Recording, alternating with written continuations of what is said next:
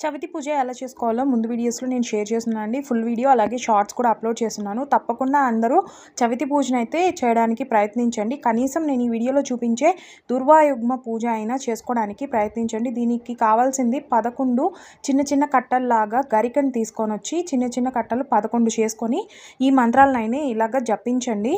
స్వామివారి పాదాల చెంత ఒక్కొక్క గరిక కట్టను పెడుతూ గణాధిపాయ నమః దూర్వాయుగ్మం పూజయామి, ఉమాపుత్రాయ నమః దూర్వాయుగ్మం పూజయామి, అకువాహనాయ నమః దూర్వాయుగ్మం పూజయామి అని ఒక్కొక్క గరిక యొక్క కట్టని స్వామివారి దగ్గర సమర్పిస్తూ ఈ మంత్రాలను చదువుకోండి. అలాగే వినాయక స్వామి అష్టోత్తరం పూజ అనమాట. దీనికి మనకి కావాల్సినది పువ్వులు అన్నమాట.